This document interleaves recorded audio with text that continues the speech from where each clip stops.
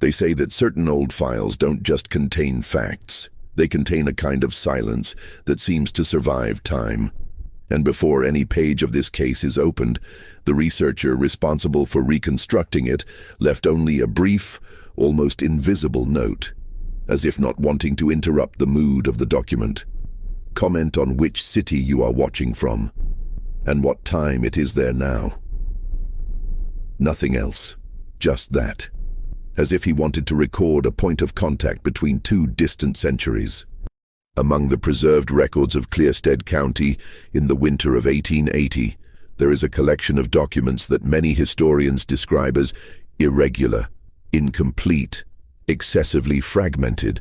The papers appear to have been written by different hands, at different speeds, under difficult weather conditions.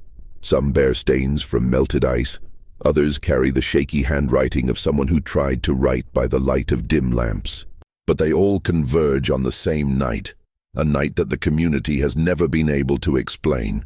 And around that night, three constant figures emerge: Agnes Redthorn, Ellen Redthorn, and Mary Beth Redthorn, known simply as the Sisters of the Vault. The vault, or cellar as some documents prefer to call it, was located in the lower part of the old Redthorn family home, a wooden structure darkened by time, surrounded by a strip of land that remained frozen for almost 5 months of the year. That underground structure, made of irregular stone brought by the first Scandinavian settlers, was the logistical heart of the small community. There were stored sacks of flour, grains, agricultural tools, correspondence brought by travelers, and in years of heavy snowfall, even supplies that sustained entire families.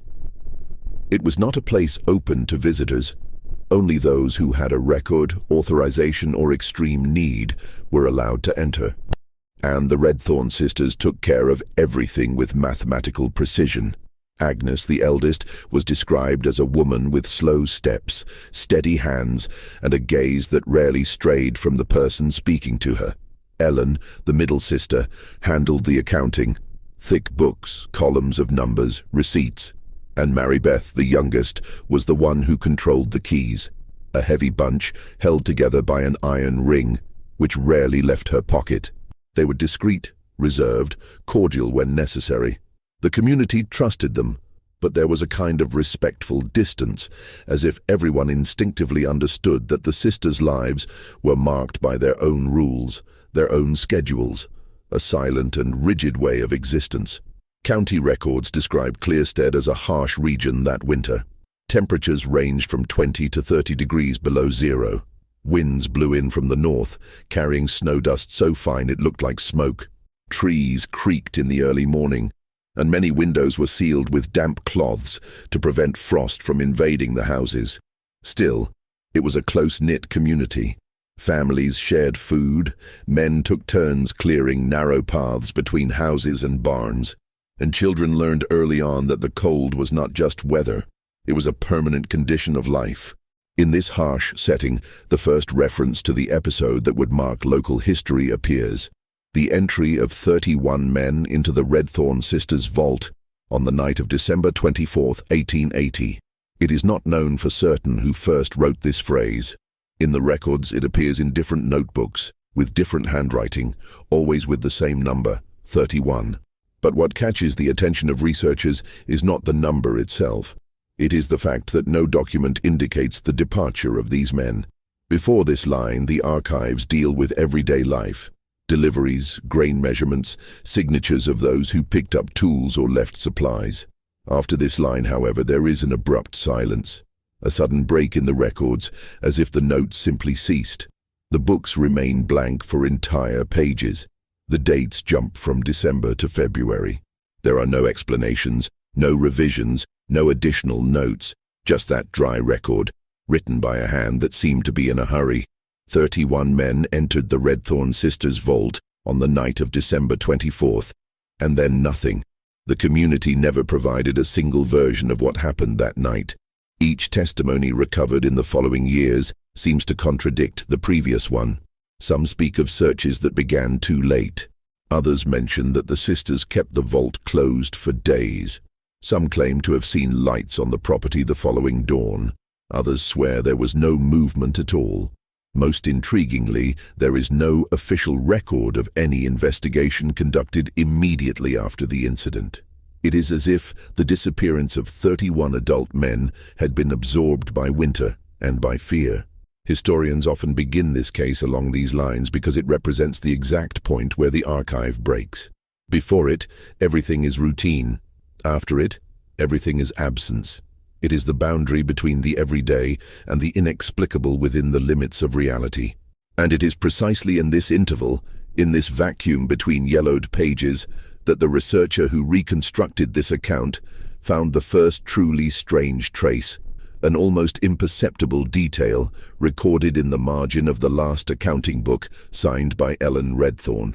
A note made in pencil, so faint that it was only identified after restoration treatment. They came down before the agreed time. The document does not explain who they were, nor what the agreed time was, nor why it mattered. But this note, small, out of place, silent, is the point from which all modern investigation begins. And it was from there that the mystery took shape. To understand the disappearance of the 31 men, researchers always go back a few months before the night of December 24th, 1880. It is during this period that the most human, most everyday, most silent details emerge. Those that, over time, become fundamental to reconstructing a story that almost no one recorded in its entirety. Clearstead, that fall, lived at a slow pace, marked by the forecast of a particularly harsh winter. Families worked feverishly on the late harvest, trying to save what they could before the snow covered everything for weeks. The Redthorns, unlike most, seemed to maintain their usual routine. The Three Sisters' house was just over 2 miles from the main road, in a stretch where the wind whistled differently, lower, deeper. The underground vault that supported part of the community was an old structure, reinforced by the Scandinavian settlers themselves decades earlier. The entrance was through a heavy wooden door, partially buried in the hillside. From the surface, all that could be seen was the sisters' house, and next to it, a low stone chimney connected to the basement ventilation system. Despite the key role they played, the Redthorn sisters lived in near isolation. The eldest, Agnes, rarely left the property. Ellen appeared from time to time in Clearstead Square to buy paper, oil lamps and burlap sacks. Mary Beth, the youngest, was occasionally seen talking to children passing by on the road, something that, to some, seemed strange, but was never interpreted as a sign of threat. It was a small community, and almost everything was interpreted naturally. Still, there were subtle signs that something was changing in the Three Sisters' routine at the end of that year. According to testimonies collected decades later, Elias Crowder, a farmer known for selling milk and firewood, reported seeing the Three Sisters arguing next to the safe in early November. It was not a violent fight, just quick gestures and tense expressions, as if they disagreed about schedules or deliveries.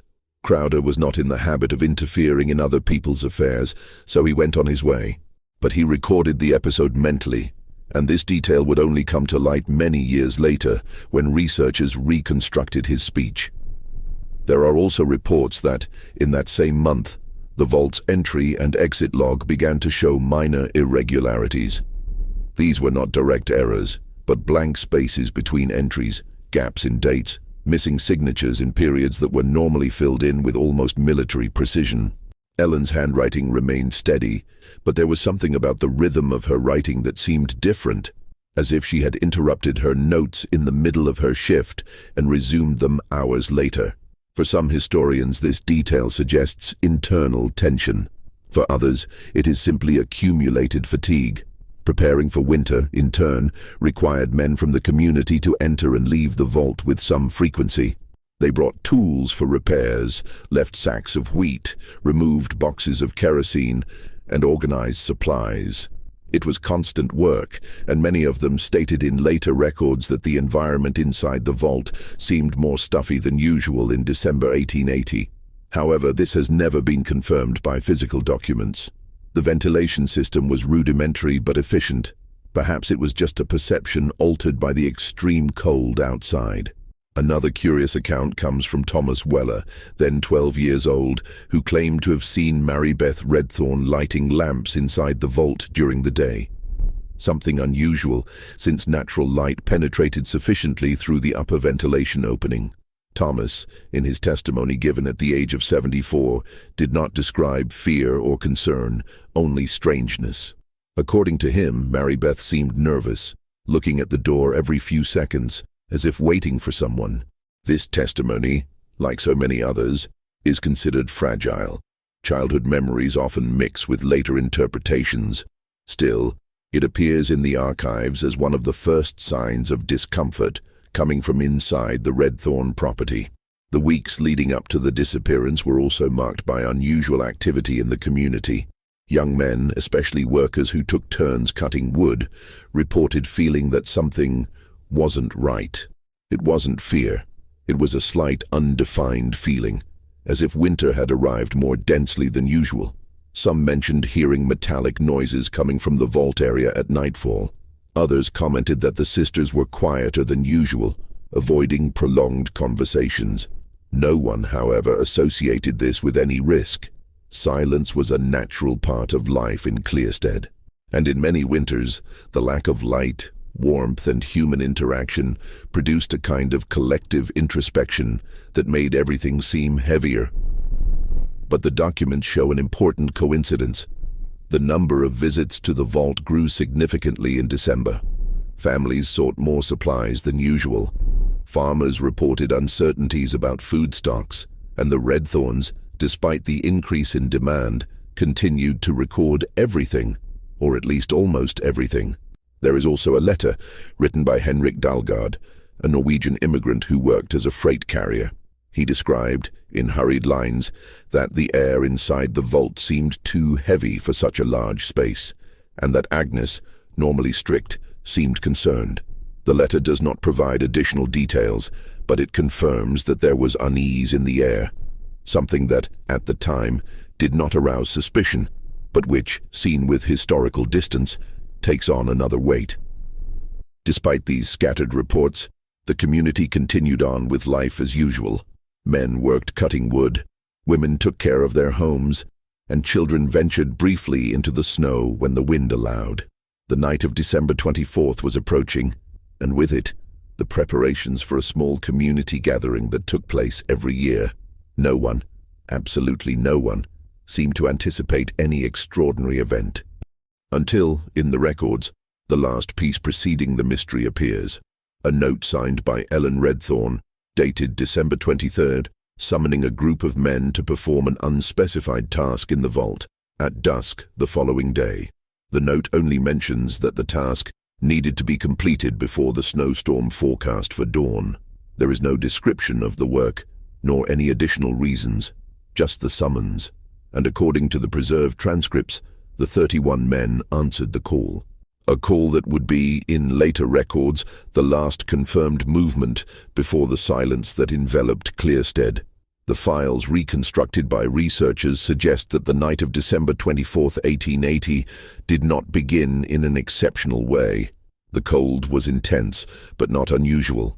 The temperature recorded by the Dalgard family's rudimentary instruments was somewhere between 27 and 29 degrees below zero. The wind blew from the north, bringing with it small waves of fine snow that moved like pale dust between the houses. It was a silent, thick night, the kind that made every sound seem closer than it really was. Ellen Redthorn's call for 31 men to report to the vault that night was treated as a matter of course by the community. There were always emergency tasks to be done before the big snowfalls: reinforcing doors, redistributing supplies, reorganizing the kerosene stock, checking for possible leaks in the basement. None of this sounded unusual to Clearstead. The men arrived in small groups, coming from different directions, protected by heavy coats, scarves, and gloves. Many carried their own lanterns, knowing that the light inside the vault might be insufficient during the night. Others carried basic tools: short-bladed axes, shovels, iron crowbars. Some even brought ropes, imagining they would be needed to move bags of frozen grain. The Redthorn sisters' house was completely dark when the first men arrived around 6:40 p.m. The windows, covered with thick cloths, did not let any light escape. The sisters, however, were waiting for the workers outside. Agnes, standing with her hood pulled down completely, Ellen holding a lamp, and Marybeth with a bunch of keys in her right hand. According to the oral account of Dorian Hale, who arrived among the first, Agnes spoke little. She seemed to observe the men with a mixture of concern and urgency.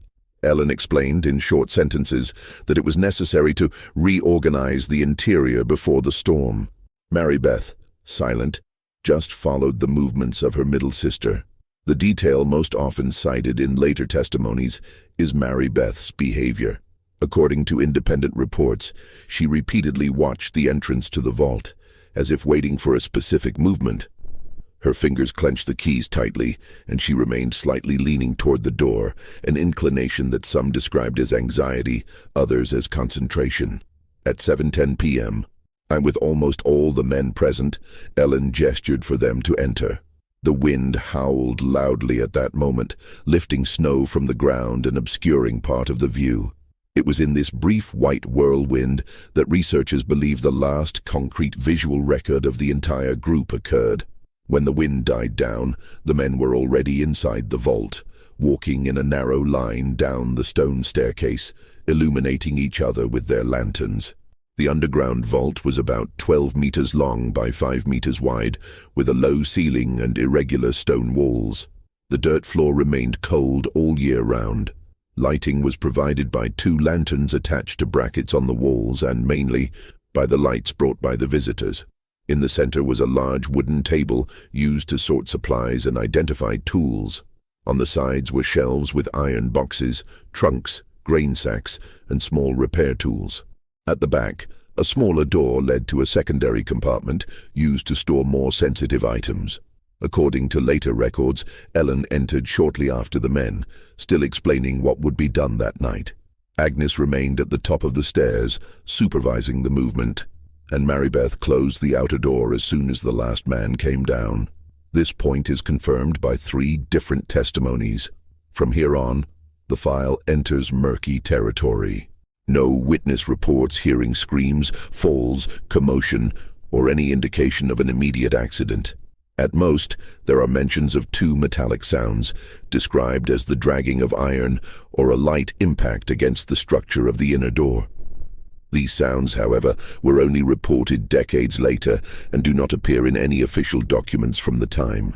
Inside the vault, the reconstruction made by researchers suggests that the men began to distribute their lanterns on the central table, better illuminating the space.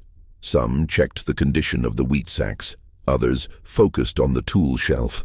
Ellen would have given quick instructions on what needed to be done before the predicted snowstorm.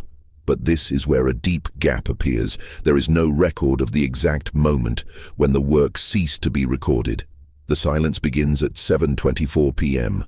This time is noted on the back of a loose page in Ellen's book. Just that. 7:24 p.m. interrupted. Interrupted what? The work, the notes, some internal procedure. It is not known. The handwriting is Ellen's, but the context has been lost. At 7:27 p.m., according to the only reliable external visual testimony, the lamp Agnes was holding at the entrance to the vault went out for a few seconds. The wind was not strong at that moment. The blackout was short-lived, and the light soon returned. But this fact was repeated countless times in future statements, as if it represented the last reliable timestamp before the disappearance. After that time, there are no continuous records. All that is known is that at approximately 7:42, the outer door of the vault was completely closed and locked. This is recorded in one of the inventory books, which records the position of the lock used by Marybeth. This is officially the last documented movement involving the group. Modern historians debate whether the sisters remained outside in the upper area or returned home during that period. There are no consistent documents about the following minutes. What exists are gaps and contradictory statements, as if the community's own memory had fragmented. The most disturbing detail in the records, however, is not in the door or the times, but inside the vault. In the secondary compartment at the back, there were marks on the floor indicating recent movement. These marks appear in a technical drawing made in 1903 when researchers reopened the space. They were irregular, almost imperceptible grooves, as if something heavy had been dragged. But there is no mention of missing objects from the inventory. The last trace found inside the vault, associated with the 31 men, was recovered years later. A fragment of a broken lamp made of darkened metal, whose glass had been partially shattered. The fragment was leaning against the wall near the secondary door. There was no blood, no signs of a struggle, nor any evidence of an explosion. Only the broken lamp, and a mark of soot scattered irregularly across the stone surface. Historical reconstruction indicates that shortly after 8 o'clock in the evening, the snowstorm finally arrived. Winds of nearly 50 miles per hour blew for hours, covering trails, doors, and windows. The entire community remained sheltered in their homes, and no one approached the Redthorn property until the next morning. When day broke, the safe was sealed by snow. The footprints from the night before had disappeared. The sisters' house was silent, the chimney inactive, and there was no sign that any movement had occurred during the night. It was only after Farmer Elias Crowder, realizing that the men he had summoned had not returned, walked to the property and found the sisters inside the house, quiet, alert, and behaving in a manner that many would later describe as deeply disturbed. The door to the vault was locked, and when it was finally opened, the lamps were still unlit, and the 31 men were no longer there. No objects had been moved, no signs of escape, no marks of violence, and no obvious explanation for the utter emptiness that dominated the underground chamber. The county record summarizes this discovery in just one sentence. At 9:53 in the morning, the complete absence of the 31 summoned men was noted. From that point on, the entire file focuses on the investigation and the silent chaos that descended on Clearstead upon realizing that something impossible, yet strangely real, had happened the night before.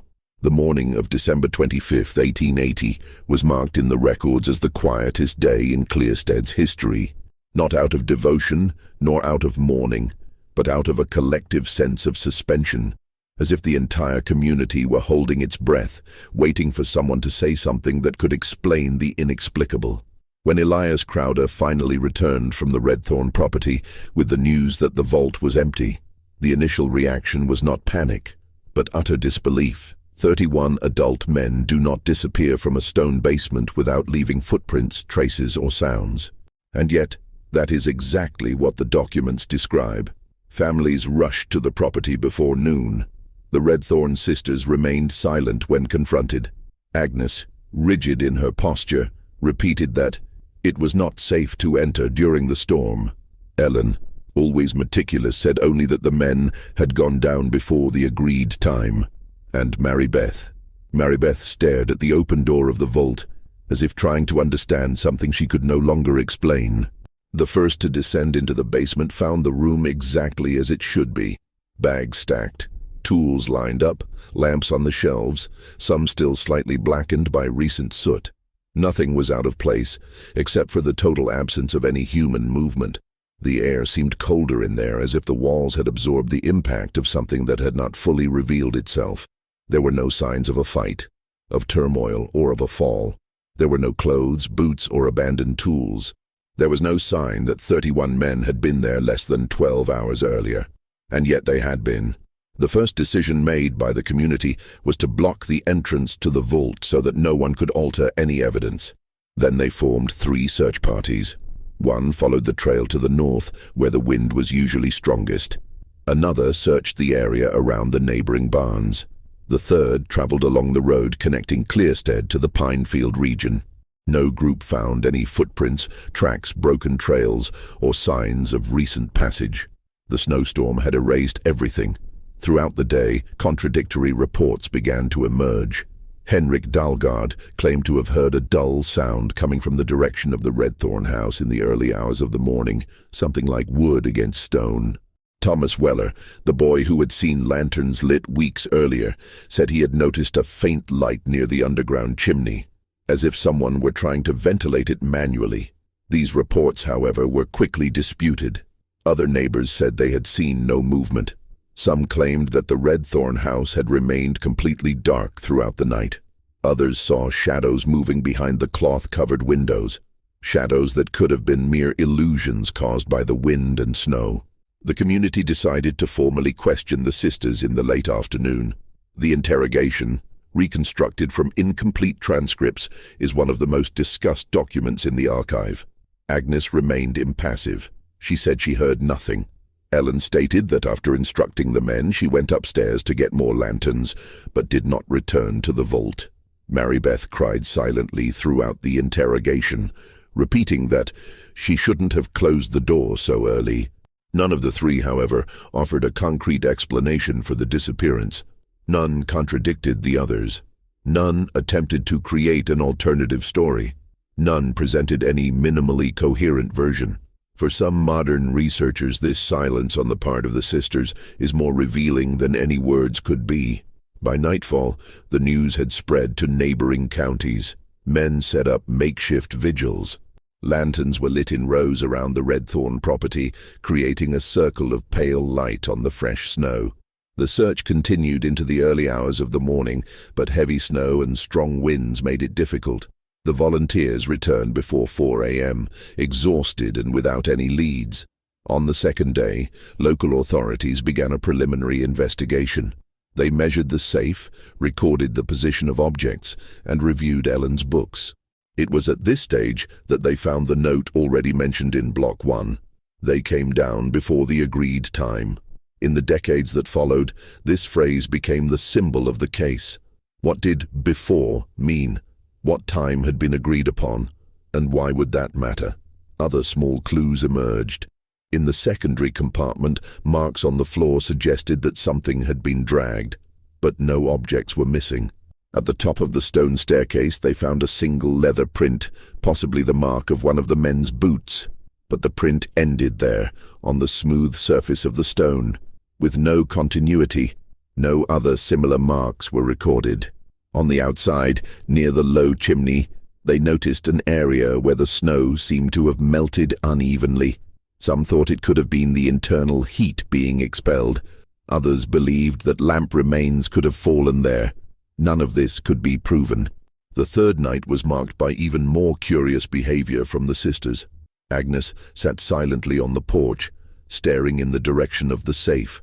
Ellen spent hours writing in a notebook, notes that, to this day, have never been found. Marybeth remained withdrawn, refusing to eat or speak. Neighbors report that the three seemed exhausted, as if they had aged years in a few hours. After 4 days of fruitless searching, Clearstead was divided into 2 camps. There were those who believed that the men had gotten lost in the snowstorm, disoriented, swept away by the wind, a hypothesis considered plausible but incompatible with the total absence of footprints and the fact that they all disappeared simultaneously. And there were those who suspected the Redthorn sisters, not because they believed in crime, but because of their strange behavior, their constant silence, their lack of clear explanations. At the end of a week, no answers had been found. The vault was temporarily sealed. The bereaved families withdrew. Life, little by little, resumed the rhythm imposed by winter, but the psychological impact remained. A report written in 1881 mentions that the community began to walk more slowly, to speak more softly, as if every sound could awaken something unwanted. Children stopped playing near the road that led to the Redthorn house. Men began to avoid night work. Women, who used to exchange butter and sewing in the afternoon, began to close their doors and windows earlier. And over the weeks, a revelation emerged that, while it did not solve the mystery, would change the way it would be interpreted by historians. In February 1881, a researcher reviewing Ellen's book found a partially erased page, written in faint pencil. After modern treatment, this page was partially recovered. It read, "There were not supposed to be so many." And just below, even fainter, "The safe cannot hold them all." The phrase was never contextualized. No one could explain its exact meaning. No one could understand whether it was a logistical concern or something deeper, more human, more silent. This note would become the focal point of modern interpretations, as it suggested for the first time that the Redthorn sisters may have known more than they said, not necessarily about what happened, but about what they feared might happen. The case was never solved. The search was officially closed in March. The sisters lived in seclusion, avoiding contact, and never left any additional records. What remained was silence, and the feeling that on that night, something escaped the understanding of everyone involved. In closing the official report, the investigator in charge wrote a sentence that remains, to this day, one of the most quoted reflections on the episode. If there was truth in that basement, it did not hide. It was erased. Decades later, when Clearstead County no longer existed administratively and the original families had scattered to other regions, the case of the 31 missing persons survived only in fragments. Loose pages, belated testimonies, incomplete reports, and memories that had faded with time. None of the subsequent investigators found definitive answers, only successive layers of silence, as if the archive itself had decided to protect something that men could not understand. The most recent researcher to revisit the case, responsible for reconstructing this account, describes his first visit to the former Redthorn property as a strange experience, not because of what you see, but because of what you don't hear. The property, abandoned since the early 20th century, has been taken over by low trees, exposed roots, and snow that accumulates in the colder months. The house no longer exists. Only fragments of darkened wood remain where the porch once stood. The safe, however, is still there, buried in the same slope of earth, with the original door replaced by a replica made for historical preservation. The basement does not seem to have aged at the same rate as the rest. The irregular stones support each other with the same rigidity mentioned in the 1880 documents. The interior remains cold, but not unbearable. The dirt floor bears the marks of modern visitors, students, historians, curious onlookers. The researcher reports that upon descending the steps for the first time, he felt a slight tightness in his chest, not caused by the air or the cold, but by the realization that this was the last place where 31 men were seen, the last frontier before their disappearance, the last physical structure that witnessed something that no document has been able to convey. He describes the atmosphere as a silence that is not empty, but also not memory. It is something between two eras. The shelves, now empty, remain aligned as in the original inventory. In the corner where the broken lamp was found, only a darker shadow remains on the stone, a stain that no restoration process has been able to completely remove. The secondary compartment, smaller and narrower, still bears the same grooves in the floor, now worn by time but recognizable in historical photos. Nothing there indicates violence, conflict, or structural collapse. Nothing suggests sudden movement. Nothing points to an alternative exit. And yet, 31 men disappeared without a trace.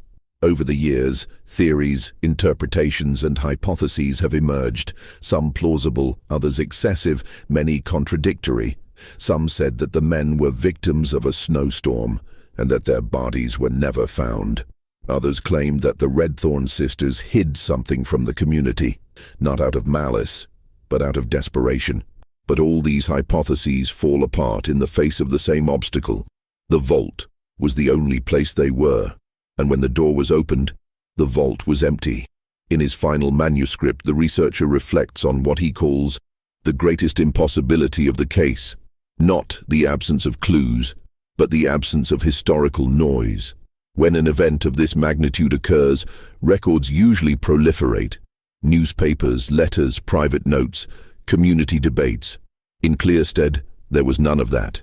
It is as if the entire community had decided, consciously or unconsciously, not to record the event on paper. As if the disappearance had become from day one a place no one wanted to revisit. This absence of subsequent records creates an unusual phenomenon for historians, the feeling that silence has become an active part of the archive. Not an error, not a gap, not an erasure, but an agent. A discrete human force that wanted to keep to itself whatever happened in that basement. The researcher concludes his analysis with a thought that, according to him, came to him as he watched the faint afternoon light shine through the top opening of the vault. He writes, "Sometimes the past does not demand explanation. It demands acceptance. What happened here is no less real because it does not fit into logic. The disappearance did not hide itself. It simply aligned itself with the silence." In the years following its publication, the reconstruction attracted scholars, curious onlookers, and even distant descendants of Clearstead. Some visited the site in search of answers, others just to feel the heavy atmosphere that the vault still preserves today. Without exception, everyone leaves with the same impression described in the old diaries: a cold that does not come from the temperature, but from the blank pages. The legacy of the Redthorn sisters remains equally enigmatic. None of the three left letters, diaries, or any direct testimony. Agnes died in 1894, Ellen in 1898, and Marybeth in 1902, all in extreme quietude, caring for each other until the end. The authorities never found any evidence of foul play, and no one was able to prove that they knew what had happened. All that remained of them was a set of incomplete records, and a phrase that still echoes in all analyses of the case today: "There weren't supposed to be so many." At the end of his investigation, the researcher writes on the last page, a reflection that seems to summarize not only the case, but the very fragility of human memory in the face of time. If there are answers for Clearstead, they were not lost. They were spared. And that last sentence, left as a final note, is perhaps the simplest and most profound explanation ever written about the night when 31 men entered the Redthorn sisters' vault and were never seen again. Nothing more needs to be added. The rest is silence.